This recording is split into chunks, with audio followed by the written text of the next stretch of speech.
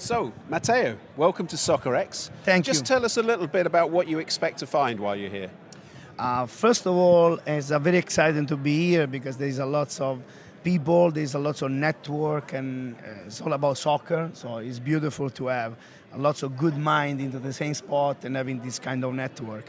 I'm expecting, to give a back something into the panel tomorrow, explain a little bit my vision of the data, how I'm thinking, how we proposing to use the data. It's a big topic because last few years there's so much data around, so I see there's a little bit of confusion, mostly on the players and even coaches, how to utilize the data and what the data looks like, right? How we're gonna use them. So I'm excited for tomorrow to also listen the other panelists what they think about that. Yeah. And of course, you've been working with the Juventus Academy in Los Angeles now, previously Toronto.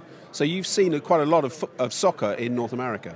Oh, for sure. I have a very vast landscape from the East Coast, Canada, Toronto, all the sudden to the West Coast, Los Angeles.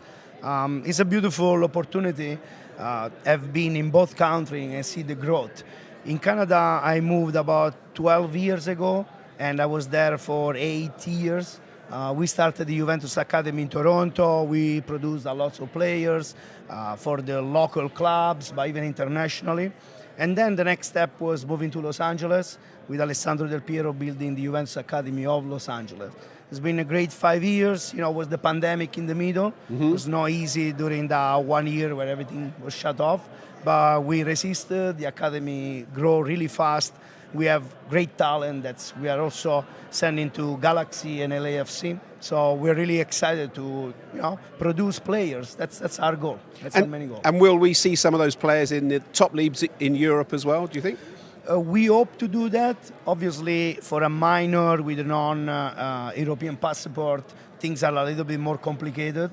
That's why I really believe that America need to create their own landscape as everybody is doing here, including Canada with the CPL. So it's exciting to have more opportunity, right? Because the game in Europe is slightly different from the game in North America. It's less physical, more technical. Obviously, depend from which league are you playing is also that kind of differentiation. But at the same time, we would love to see more Americans in Italy. There are lots of names now. Juventus has 2 of them. Guea is doing really well. McKinney is scoring goals. So we wish to have more of that, right? Yeah, and there's more ownership of Italian clubs now by North Americans, as there are in England and Spain and other big leagues, isn't there? Correct. Actually, there is a lot of injection of fund from America.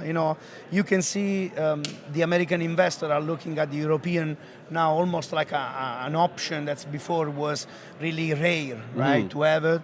You see there are lots of owner, like you said, the Roma has an owner, American. So there are a few clubs in Italy, even in the minor division, that's we don't necessarily know because they don't have so much advertising, but there are lots of interest in the minor league, which is quite remarkable.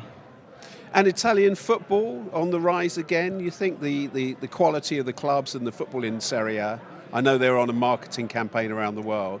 A few years ago, maybe 20 years ago, the best players went to Italy and everyone watched Italian football. It's sort of dipped and gone up and down. Where do you see the future?